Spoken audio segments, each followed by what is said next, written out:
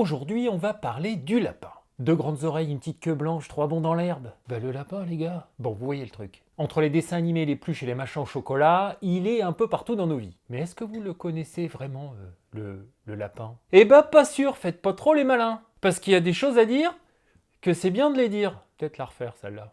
Regardez ces trous, des entrées poncées par des milliers de passages, l'herbe rase autour, tellement broutée qu'elle ressemble à un green de golf. Des crottes partout, des coulées dans la végétation qui partent dans tous les sens, bref, c'est une garenne active. Une garenne, c'est juste l'ensemble des galeries où vivent les lapins. Sauf que des garennes actives, il n'y en a plus beaucoup. Ça, malheureusement, vous allez le voir de plus en plus souvent dans la campagne française, les traces sont là, mais le lapin, non. Alors dans certains endroits, il pullule encore au point de faire des dégâts. Dans d'autres, il a simplement disparu. Même les vieux chasseurs qui ont grandi en chassant le lapin vous diront la même chose. Il n'y en a plus comme avant. Et là, je vous entends d'ici. Vous êtes en train de vous dire « Bah ouais, si les chasseurs les avaient pas tous butés aussi... » Bon, on va voir que c'est infiniment plus compliqué que ça. Quelle surprise. Quoi qu'il en soit, le lapin de Garenne n'est plus une nappe étendue dans le paysage. C'est un archipel avec des grands trous sur la carte. Et pour comprendre comment on en est arrivé là, il faut d'abord faire sa connaissance. Bah reste là, je mets mon générique et puis après on enchaîne.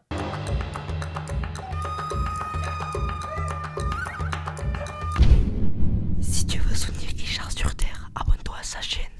Le nom scientifique du lapin, c'est Oryctolagus cuniculus, littéralement le lièvre qui creuse. C'est une façon de différencier le lièvre du lapin, il y en a plein d'autres, mais là, pour le coup, il y en a un qui creuse des terriers et pas l'autre. Mais le lièvre aura son propre épisode, vous inquiétez pas. Alors le terrier, c'est pas juste un trou pour dormir, le terrier c'est sa maison certes, mais c'est aussi un abri thermique, une forteresse, une nurserie et un réseau social. Une garenne active, c'est une petite ville souterraine, des galeries qui peuvent faire plusieurs dizaines de mètres, des entrées polies par les passages répétés, parfois jusqu'à une centaine d'entrées sur une seule garenne, et des zones rases autour qui ressemblent à des parkings. Oui, quand il s'y met, il rigole pas le lapin. Sa vie sociale tourne autour de la garenne, et oui, les groupes ont une hiérarchie. Chez les mâles, quelques dominants tiennent les meilleures positions, l'accès aux femelles reproductrices, aux zones les plus sûres et aux secteurs proches du réseau. Les autres mâles restent plus bas dans l'ordre social, ils gravitent autour, ils attendent, ils évitent l'affrontement direct, parce qu'ils sont pas tout à fait tranquilles, ou alors ils tentent leur chance quand l'équilibre bouge. Bah oui, quand ils sentent qu'il y a une ouverture, ils se disent je vais essayer d'aller le défoncer parce que là le chef il a pas l'air bien. Alors les femelles aussi ont leur propre hiérarchie, et chez elles l'enjeu se joue autour des sites de mise bas. La bonne raboulière bien placée, c'est pour la patronne. Et ça peut faire la différence entre une portée qui passe les premiers jours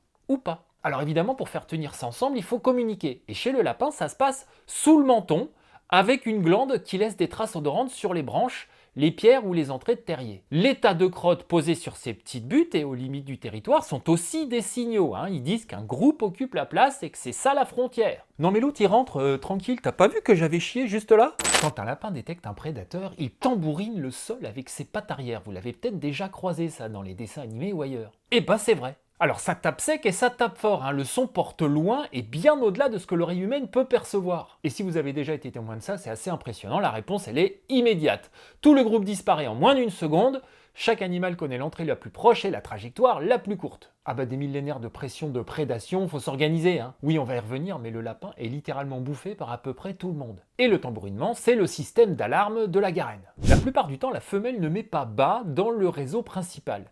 Elle creuse une chambre à part qu'on appelle raboulière. Elle est placée souvent à distance de la garenne, parfois en terrain découvert, là où personne n'irait la chercher. Fait étonnant, elle la garnit d'herbe, mais aussi de poils arrachés directement de son ventre. Elle vient allaiter une fois par jour, pas plus, 2 ou 3 minutes, et elle rebouche l'entrée derrière elle, à chaque fois avec de la terre ou de la végétation. Oui, les petits naissent nus, aveugles et sourds, et sans aucune capacité de fuite. Ils sont complètement dépendants pendant 3 semaines. Tout le système de survie de l'espèce repose donc sur le fait que rien ni personne ne sait où ils sont. Bon, je vous apprends rien si je vous dis que le lapin se reproduit vite. Une femelle atteint la maturité sexuelle à 3 mois. Elle peut produire 4 à 5 portées par an, 5 ou 6 petits à chaque fois. La gestation dure 30 jours et elle peut être saillie dans les heures qui suivent la mise bas. En conditions favorables, une femelle peut théoriquement mettre au monde une vingtaine de jeunes par an. Sauf que la mortalité juvénile est massive. Environ 90% des lapros ne passent pas la première année. Et de toute façon, un lapin sauvage, ça fait pas une bien longue carrière. Quelques individus atteignent 2 ou 3 ans, mais la logique de l'espèce n'est pas là. Le lapin de Garenne ne mise pas sur la durée, il mise sur le nombre, la vitesse et le renouvellement permanent. Ce que ça veut dire concrètement, c'est que le lapin est une espèce qui produit vite, perd vite et se reconstitue aussi très vite. Bon, à condition que les conditions de base soient réunies, évidemment. Retirer l'habitat, ajouter un virus au hasard, isoler les noyaux les uns des autres et cette mécanique de reconstitution se grippe. On y reviendra parce que dans les faits, le potentiel ne suffit pas toujours. Et puis il y a un truc chez le lapin qui est aussi extraordinaire qu'appétissant. Il produit 2 types de crottes, les dures, qui laissent au sol, celles qu'on voit quand on se promène dans la nature, et les molles, les sécotrophes. C'est des petites pelotes chargées en protéines et en vitamines qu'il réingère directement à la sortie de l'anus. Voilà, écoutez, bienvenue dans la nature. Et le pire, c'est que c'est hyper important comme système. Le lapin, c'est un herbivore qui mange une nourriture, souvent hyper pauvre, alors il fait tourner sa nourriture 2 fois dans le circuit digestif. La nuit, il broute, pendant ce temps-là, son intestin travaille, fermente et extrait ce qu'il peut. Il avale le résultat sous forme de petites crottes molles, et il recommence. C'est une façon de tirer le maximum d'une herbe qui ne contient pas grand-chose au départ. Ingénieux ce petit lapin, n'est-ce pas? Bon appétit si vous êtes à table. Pour vivre comme un lapin, le lapin a besoin d'un paysage précis. Un sol meuble pour creuser d'abord, de l'herbe pour manger ensuite, et du couvert à proximité immédiate pour se planquer. Et ces 3 éléments sur une surface réduite. Le paysage rural d'antan lui offrait ça presque partout, les talus, les haies, les friches, les lisières, les jachères. Mais 2 évolutions opposées ont foutu le brin. L'intensification agricole d'abord. Grande parcelle, suppression des haies, monoculture, plus de refuge, plus de mosaïque. Alors le lapin est loin d'être la seule victime de ça, on en reparlera sans doute dans de prochains épisodes. Et à l'inverse, l'abandon. Des pans entiers de la campagne française se sont vidés d'agriculteurs depuis les années 60. Les herbes ont pris, les landes se sont refermées, et puis il y a eu les grandes campagnes de reboisement. Des millions d'hectares plantés en résineux dans les décennies d'après-guerre, en Sologne, dans les Landes, le Massif central ou les Pyrénées. Des paysages ouverts transformés en forêts fermées en l'espace d'une génération. Le lapin, il supporte pas ça. Il lui faut de la lumière, du sol nu et de l'herbe rase. Une forêt dense, pour lui, c'est carrément un désert. Résultat, l'archipel dont je parlais en intro. Des poches là où les conditions tiennent encore, séparées par des espaces vides. Et comme en dessous du seuil d'une centaine de reproducteurs, on entre dans une zone fragile, une épizootie passe et il n'y a plus rien pour recoloniser depuis les alentours. Mais avant d'arriver à la fragilité du lapin, il faut comprendre ce qu'était l'abondance. Au lendemain de la Seconde Guerre mondiale, les populations explosaient et le lapin était une plaie pour les humains. Les forestiers et les agriculteurs voyaient leurs plantations rasées et leurs cultures dévastées. Le lapin, c'était pas un gibier précieux, c'était un genre de gibier banal, un gibier commun qu'on trouvait partout. En 1974-1975, les chasseurs français ont prélevé 13,5 millions de lapins en une saison. 13,5 millions, gardez bien ce chiffre. Alors cette abondance avait une histoire longue derrière elle. Le lapin de Garenne est originaire de la péninsule ibérique et du sud-ouest de la France. S'il devient si commun partout en Europe, c'est parce que l'homme le déplace, le protège, l'élève, l'enferme, puis le relâche. Oui, on est toujours dans les bons coups. Au Moyen-Âge, la Garenne est un espace réservé, clos et surveillé, où le seigneur maintient ses lapins pour la table et pour la chasse. C'est un droit d'abord régalien, puis seigneurial. Les paysans n'ont pas le droit d'y toucher. Je vous renvoie à ma vidéo sur l'histoire du droit de chasse. Le lapin se retrouve pris dans une question très concrète, qui a le droit de posséder le vivant? Et son nom porte ça depuis le début, lapin de Garenne. L'animal et l'enceinte qu'il contrôle sont indissociables. Des fouilles menées en 2017 dans la forêt de Val-Suzon en Côte d'Or ont mis au jour des garennes médiévales, des galeries artificielles construites par l'homme. Elles étaient recouvertes de pierre et de terre pour former des buttes habitables. Première fouille française ciblant spécifiquement ces structures. Elles sont là depuis 7 ou 8 siècles. Le lapin les a trouvées et s'y installées comme si elles avaient été toujours là. Et puis 1789, la fin d'un certain nombre de droits seigneuriaux. Le lapin devient vraiment le gibier populaire, celui qu'on chasse à pied, au furet, au collet. Celui du braconnier du dimanche. Bah oui, parce que quand un animal est abondant, discret, bon à manger et qui vit dans des trous, faut pas imaginer que tout le monde attend l'ouverture officielle avec la casquette bien droite. À l'époque, il y avait aussi une notion de survie. Ah oui, un dernier truc avant la suite. Tous les lapins domestiques descendent du lapin de Garenne. Toutes les races, sans exception, le géant des Flandres qui pèse 8 kg, le lapin nain qui mange des granulés dans un appart parisien, le lapin blanc de laboratoire, le bélier aux oreilles tombantes, le rex au pelage ras, c'est biologiquement tout ça le même animal. Oryctolagus cuniculus décliné en une centaine de races par 5 siècles de sélection humaine. Alors la domestication s'est faite progressivement, d'abord dans les monastères du sud de la France et de la péninsule ibérique, probablement dès le haut Moyen-Âge. Stop, anecdote poilante. Il circule depuis des décennies une histoire fascinante.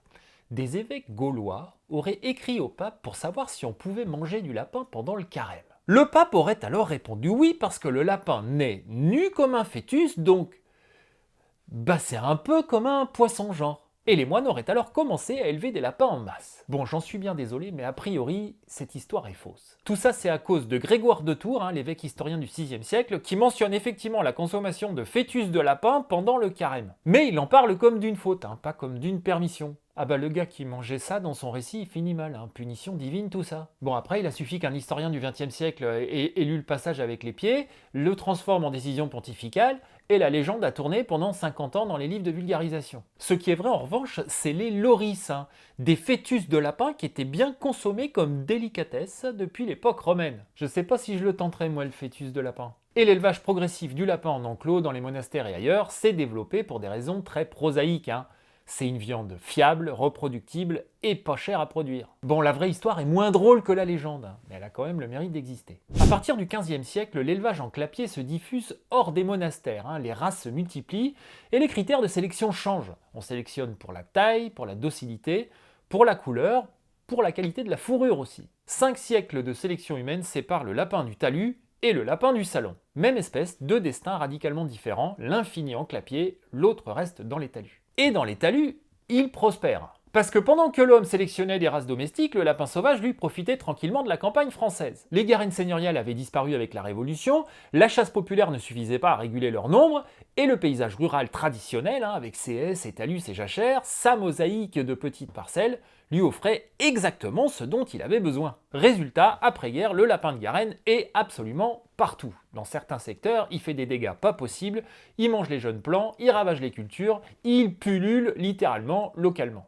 Pour beaucoup d'agriculteurs et de forestiers, c'est une nuisance chronique. Ce contexte-là, il faut bien le garder, parce que sinon la suite ressemble à un mauvais film avec un méchant. Et l'histoire réelle est quand même bien plus intéressante que ça. En 1952, un médecin bactériologue à la retraite possède un domaine de 300 hectares en Eure-et-Loire. Et sur ce domaine, comme partout ailleurs, il y a trop de lapins. Écoutez bien, il en tue 3000 à 4000 par an, mais ça suffit pas. Le docteur Paul Félix Armand de Lille, très au fait des choses du monde, a lu des articles sur les expériences australiennes. Oui, là-bas, ils ont introduit un virus américain, la myxomatose, pour réguler les lapins envahissants. Et l'idée l'intéresse. En janvier 1952, il commande un échantillon viral en Suisse. Il a passé un coup de fil, vous pouvez m'envoyer le machin qui tue les bestioles là? Un tube hermétiquement fermé, une culture de virus dans du sang glycériné. L'expéditeur joint quand même un mot de mise en garde. Ouais, faites gaffe avec ce truc, ça rigole pas quand même. Ou un truc comme ça. Armand de Lille inocule alors 2 lapins sauvages sur son domaine. Et il pense que l'épisodier restera dans ses murs. Une propriété close, des murs... A priori, ça devrait suffire. 2 mois plus tard, 90% des lapins du domaine sont morts. À l'automne 1952, le virus est déjà sorti. Comment? Personne ne le sait exactement. Un lapin malade qui s'échappe, un insecte vecteur, en tout cas il s'est passé un truc. En 1953, toute la France métropolitaine est contaminée. Le virus gagne le Royaume-Uni, l'Italie, l'Espagne, l'Allemagne. En 3 ans, il colonise toute l'Europe. La mortalité, entre 90 et 99% des lapins sauvages. C'est l'un des plus grands effondrements de population d'un mammifère sauvage enregistré en Europe au XXe siècle. Et il est parti d'une propriété privée et d'un homme qui croyait régler un petit problème dans son jardin. Oups. Les chasseurs attaquent en justice, des éleveurs réclament des millions, et pendant ce temps, les agriculteurs et les forestiers envoient des lettres de félicitations, eux. Attends, Bernard Dufay, directeur général des eaux et forêts, lui remet même une médaille en juin 1956.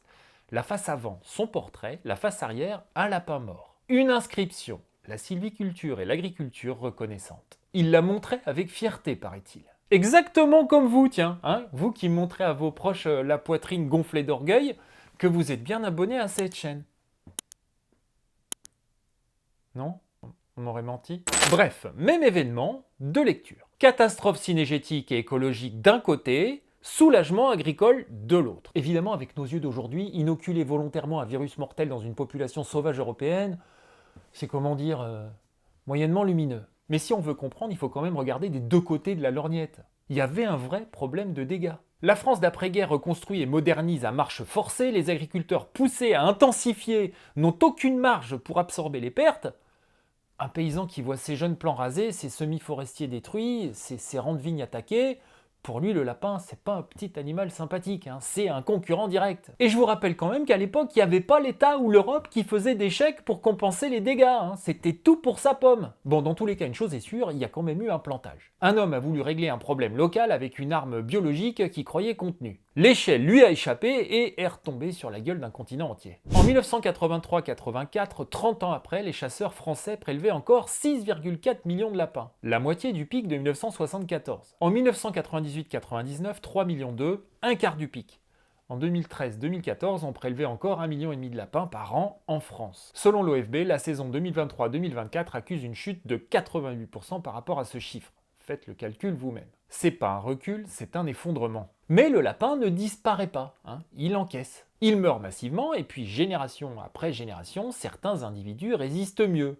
La sélection naturelle fait son travail. Mais le virus évolue aussi, hein. Les souches récentes de Myxomatose sont devenues plus immunosuppressives que celles des années 50. C'est un genre de course à l'armement et elle n'a pas de ligne d'arrivée malheureusement. Chaque nouveau variant déplace le rapport de force mais sans jamais rien résoudre.